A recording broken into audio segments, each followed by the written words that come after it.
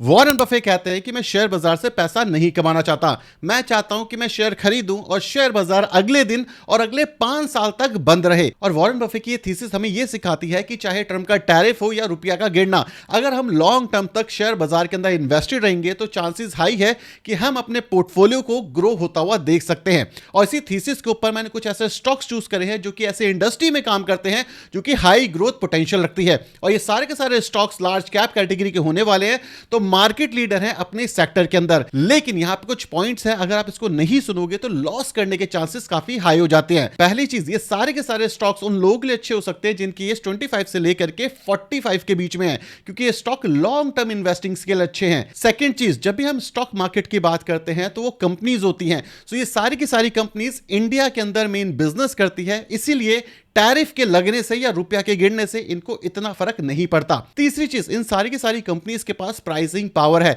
मतलब अगर इनका रॉ मटेरियल कॉस्ट महंगा हो भी जाता है तो अपने कस्टमर पे ये पास ऑन कर सकते हैं, जिससे इन कंपनीज के operating profit margin long term में अच्छे दिखते हैं। चौथी चीज, ये जो हमने कंपनीज और स्टॉक सेलेक्ट करे हैं ये ऐसी इंडस्ट्री में काम करते हैं जो इंडियन की कंजम्पशन के पैटर्न के ऊपर बेस है, मतलब चाहे इंडियंस चाहे या ना चाहे इनके कस्टमर्स ज्यादातर लोग होंगे। और इंडिया के अंदर ये सारी कंपनीज अपने आपको ग्रो कर रही है काफी तेजी से, तो टीयर 2 और टीयर 3 सिटीज में इन्होंने अपनी ब्रांच भी खोलनी शुरू कर दी है। पांचवी और सबसे इंपॉर्टेंट चीज, इसको मिस बिल्कुल मत करना, ये सारी की सारी कंपनी लार्ज कैप की कंपनी है और हाई ग्रोथ वाली कंपनी है, तो वैल्यूएशन हमेशा ज्यादा होंगी, तो इसलिए कभी भी लमसम नहीं करना।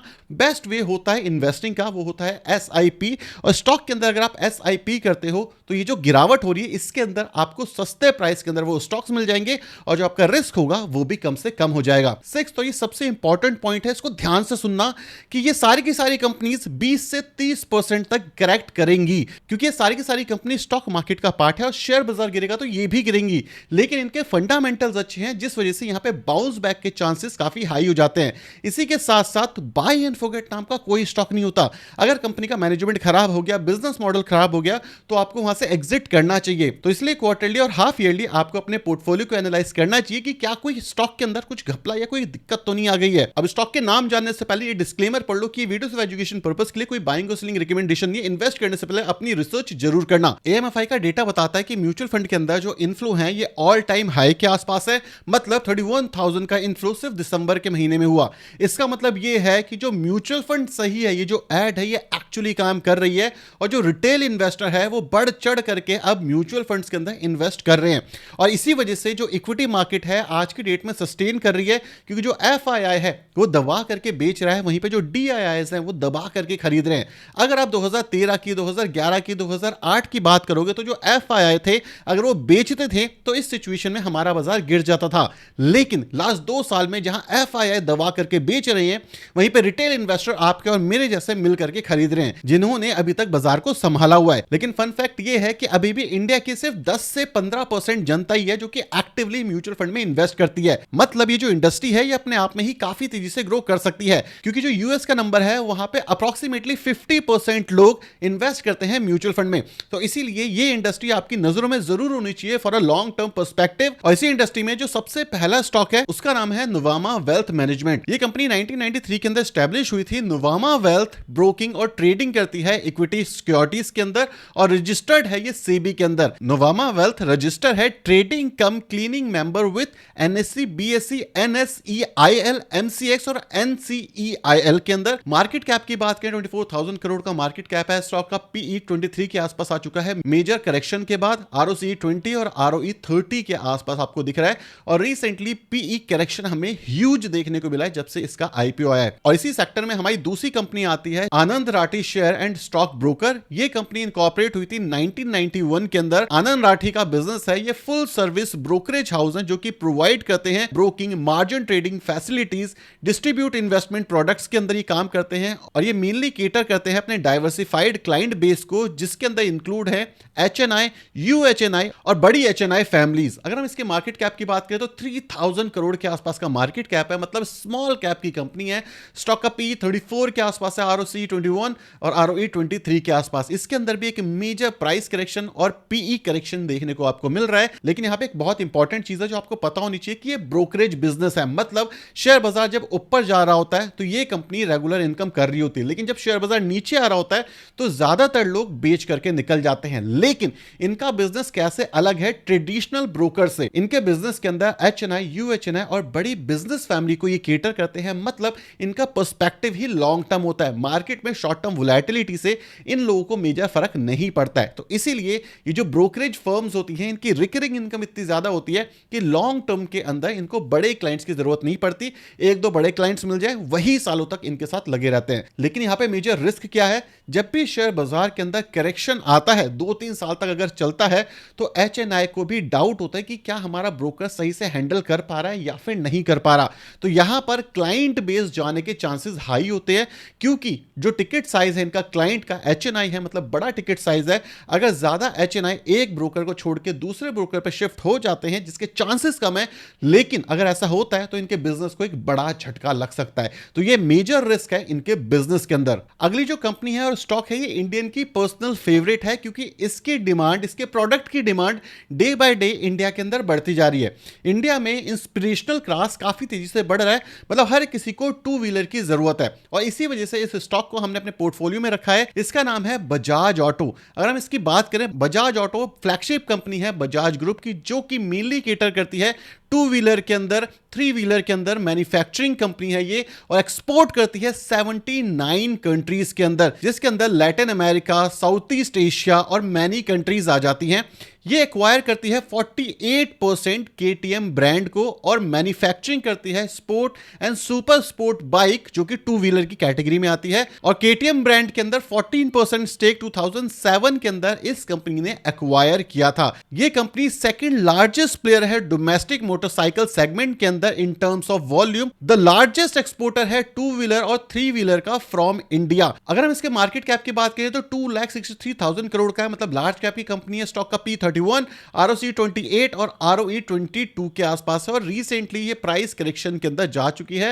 लास्ट एक साल में यहां पे कुछ खास रिजल्ट्स नहीं दिखे हैं और ये चीज इसके लिए अच्छा काम कर रही है, क्योंकि वैल्यूएशन अब धीरे धीरे करके नॉर्मल होती जा रही है। एक क्वेश्चन यहां पे आएगा कि यार ये तो एक्सपोर्ट बहुत ज्यादा कर रही है और लैटिन अमेरिका की हम बात कर रहे हैं, हम अमेरिका की बात नहीं कर रहे। ये इसके आगे लैटिन है, लेकिन ये डायरेक्टली अमेरिका से लिंक नहीं है।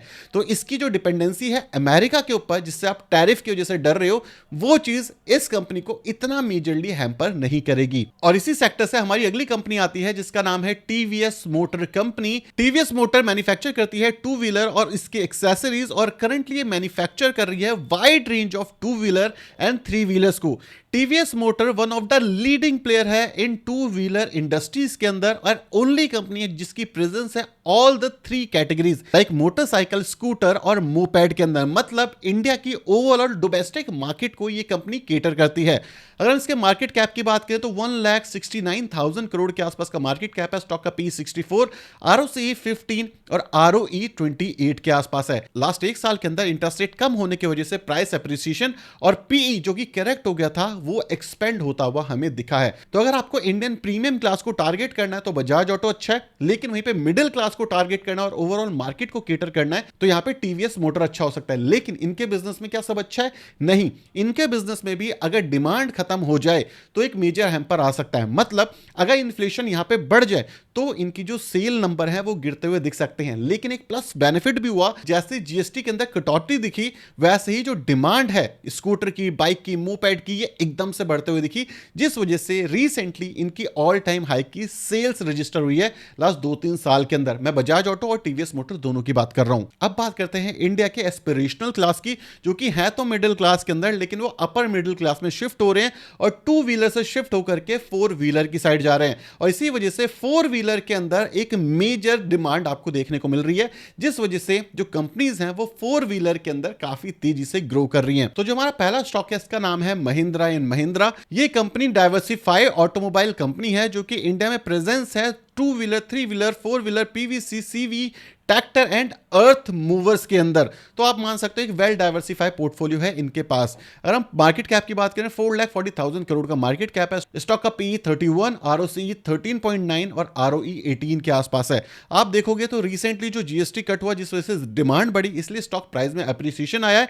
लेकिन यहां पर आप देखोगे पीई के लेवल पे तो अभी भी ये एवरेज पीई के काफी आसपास घूम रहा है। अब जब भी हम इतनी बड़ी कंपनीज की बात करते हैं तो लोग बोलती है तो इतनी बड़ी हो चुकी है और कितनी बड़ी ही होगी। आपको ये चीज पता होनी चाहिए कि जो चीज बड़ी हो चुकी है वो अभी और बड़ी हो सकती है, क्योंकि हम एक इमर्जिंग नेशन है। अभी पूरा देश है हमारे पास अपने प्रोडक्ट्स बेचने के लिए। इमर्जिंग नेशन का मतलब यही होता है। तो आपकी जो लार्ज कैप कंपनी है ना, वो अभी भी इंटरनेशनल मार्केट के हिसाब से लार्ज कैप नहीं है। इसी सेक्टर में हमारा अगला स्टॉक आता है जिसका नाम है मारुति सुजुकी इंडिया। ये कंपनी स्टैब्लिश हुई थी 1981 के अंदर और ये जॉइंट वेंचर था इंडियन गवर्नमेंट और सुजुकी मोटर्स के बीच में। और ये कंपनी मार्केट लीडर है पैसेंजर व्हीकल सेगमेंट में इंडिया के अंदर। In terms of production volume sales, company is now SMC largest subsidiaries. समझ रहे हो आप कितना बड़ा वॉल्यूम कर चुकी है मारुति सुजुकी। और हम सबको पता है कि हम सबको कितना प्यार है इस कंपनी से। और हम इस कंपनी की बात करें तो 4,86,000 करोड़ का मार्केट कैप है। स्टॉक का पी 32, आरओसी 21 और आरओई 15 के आसपास है। अगर हम बात करें स्टॉक प्राइस की एप्रिसिएशन की तो ग्रोथ आई एंड पीई अभी भी आपको कम दिख रहा है इसके एवरेज पीई से। अभी ग्रोथ क्यों आई महिंद्रा और मारुति के अंदर, इसका सबसे बड़ा रीजन था जीएसटी कटौती होते ही इन सारी कंपनीज के जो व्हीकल थे ये सस्ते हो गए। सेकंड चीज इंटरेस्ट रेट कट, जिस वजह से डिमांड बढ़ गई क्योंकि लोन लेना अब सस्ता हो गया है। क्या इस सेक्टर में रिस्क नहीं है? डेफिनेटली यहां पर रिस्क है। अगर आप देखोगे इंडियन आईटी सेक्टर के अंदर सबसे ज्यादा पैसा मिलता है लोगों को। अब इंडियन आईटी सेक्टर के रेवेन्यू गिर रहे हैं और यहां पे जॉब लॉसेस होने के चांसेस है, जिस वजह से अगर जॉब लॉस होता है तो ये सारी जो गाड़ियां ईएमआई पे उठाई जा रही हैं इनमें एक मेजर कोलैप्स देखने को मिल सकता है। तो ये एक बड़ा रिस्क है इस सेक्टर के ऊपर। फोर व्हीलर इंडिया में वही खरीदता है जिसकी इनकम अच्छी है और ज्यादातर केसेस के अंदर वो आईटी कंपनीज के वर्कर ही देखे जाते हैं। अब जब बात इंडियन मिडिल क्लास की हो रही है तो जेनजीज को कैसे छोड़ दे, क्योंकि जेनजी ही तो है जो हमारी इकोनॉमी को आगे लेकर के जाएगा। जेनजी के अंदर एक चीज देखने को मिली कि उनकी सेविंग कम हो रही है और एक्सपेंडिचर बढ़ रहे हैं और उनके ऊपर डेट सबसे ज्यादा है। इंडियन हमेशा माने जाते थे कि वो सेव करते हैं, लेकिन जो हमारी जेनजी जनरेशन है वो मानी जाती है कि बहुत ज्यादा स्पेंड करती है, हां अपनी अर्निंग से भी ज्यादा। और इसका बेनिफिट आपको और मुझे हो सकता है क्योंकि एनबीएफसी सेक्टर के अंदर एक ताबड़तोड़ बूम देखने को मिल रहा है। इसी वजह से जो हमारी पहली कंपनी है बजाज फाइनेंस मेनली इंगेज करती है, बिजनेस करती है लेंडिंग बीएफएलएन के अंदर और डाइवर्सिफाइड पोर्टफोलियो है इनका अक्रॉस रिटेल, एसएमई और कमर्शियल कस्टमर्स के बीच के अंदर। अगर हम बात करें इस कंपनी की तो 5,78,000 करोड़ का मार्केट कैप है। स्टॉक का पी 31, आरओसी 11, आरओई 19। लेकिन यहां पे इंपॉर्टेंट है प्राइस टू बुक जो कि है 5.67, रिटर्न ऑन एसेट 3.99। मतलब एसेट की जो क्वालिटी है वो इस कंपनी की अच्छी है, लेकिन ये कंपनी इस समय पे एक्सपेंसिव ट्रेड कर रही है। अगर आपको ये लग रहा है तो आपको मैं एक चीज बता दूं कि जितनी भी एनबीएफसी कंपनीज होती हैं जब जब रेट कट होता है तो वो ऑटोमेटिकली एक्सपेंसिव हो जाती हैं, क्योंकि उनके जो ऑपरेटिंग प्रॉफिट मार्जिन है वो बढ़ जाती हैं। एनबीएफसी को भी तो लोन की जरूरत पड़ती है, तभी वो आगे लोन बांट पाएंगे। तो वो जो लोन है इनको कम दरों पर मिलेगा और आगे जो लोन बांटेंगे वो यहां पर ज्यादा प्राइस पे बांट सकते हैं, जिससे ऑपरेटिंग प्रॉफिट मार्जिन बढ़ जाता है। तो जब जब इंटरेस्ट रेट कम होता है एनबीएफसी सेक्टर्स ग्रो करते हैं, लेकिन इंटरेस्ट रेट बढ़ता है तो डिफॉल्ट के केसेस बढ़ जाते हैं। इसको मैं आगे और बताऊंगा। इसी सेक्टर में हमारा अगला स्टॉक आता है जिसका नाम है Cholamandalam investment and finance company. Cholamandalam एक मुरुगप्पा ग्रुप की कंपनी है और मुरुगप्पा ग्रुप के अंदर 3 सेक्टर्स आते हैं, 29 बिजनेसेस आते हैं, जिसमें से 9 लिस्टेड कंपनियां हैं जो ऑपरेट करती हैं 103 डिफरेंट सेक्टर में। तो आप ये समझ सकते हो कितना डाइवर्सिफाइड पोर्टफोलियो है इनका। इनके अगर मार्केट कैप की बात की जाए तो 1,39,000 करोड़ का मार्केट कैप है। स्टॉक का पी 30, आरओसी 10, आरओई 19। अगर हम रिटर्न ऑन एसेट की बात करें 2.3 और प्राइस टू बुक की बात करें तो 5.34। इसका मतलब अगेन ये कंपनी एक्सपेंसिव है। रिटर्न ऑन एसेट अच्छा है, मतलब एसेट क्वालिटी अच्छी है, लेकिन ये अभी की डेट में एक्सपेंसिव प्राइस पे ट्रेड कर रही है। जब जब इंटरेस्ट रेट कट होता है एनबीएफसी और बैंकिंग के लिए अच्छा टाइम होता है, लेकिन रेट हाइक के टाइम पे ये सारी कंपनियां क्रैश कर जाती हैं। इसी वजह से लास्ट 5 साल में, अगर मैं 2024 से पहले की बात करूं, 2020 से 2024 के बीच में इन कंपनीज ने काफी स्ट्रगल फेस करा, जिस वजह से इनके रेवेन्यूज नहीं बढ़े और रेट कट होते ये कंपनीज ऊपर जानी शुरू कर गई। इसी सेक्टर में हमारा तीसरा स्टॉक आता है जिसका नाम है श्रीराम फाइनेंस।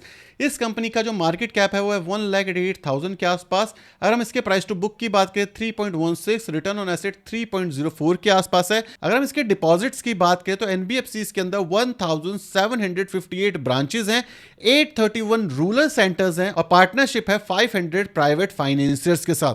तो अगर हम बात करें, ये भी एक बड़ी फाइनेंस कंपनी है। अब देखो इन तीनों कंपनीज के साथ फायदा क्या है, इंटरेस्ट रेट कट हो रहे हैं, लेकिन इन सारी कंपनीज पे एक रिस्क कब हो जाएगा, जब इंटरेस्ट रेट बढ़ेंगे। सेकंड चीज, अगर इंटरेस्ट रेट बहुत कट होते हैं तो यहां पे डेट क्राइसिस आ जाता है, ये सबसे बड़ा रिस्क है। ये माना जा रहा है कि 2026-27 के अंदर रेट और कट होंगे, जिससे ज्यादा से ज्यादा लोन बांटे जाएंगे, और जब लोन बांटे जाते हैं तो एसेट क्वालिटी पे एक बड़ा रिस्क आ जाता है। तो ये रिस्क इस सेक्टर के अंदर है, इसको आपको हमेशा चेक करना होगा टाइम टू टाइम। तो ये कुछ कंपनी थी जो आपकी नजरों में होनी चाहिए 2026 के अंदर। लॉन्ग टर्म पर्सपेक्टिव से कोई बाइंग और सेलिंग रिकमेंडेशन नहीं है, ये वॉच लिस्ट में आप जरूर रखो। जैसे जैसे मार्केट में करेक्शन आता है आप यहां पे पोजीशन बिल्ड कर सकते हो अपनी एनालिसिस करने के बाद। लेकिन सेमीकंडक्टर इंडिया के अंदर नेक्स्ट बिग थिंग हो सकता है जिसके अंदर मेजर करेक्शन दिख रहा है। तो अच्छे सेमीकंडक्टर के स्टॉक्स जानने हैं तो ये वीडियो जरूर देखना, और डिविडेंड इन्वेस्टिंग चाहिए तो ये वाली देख लेना। बाय।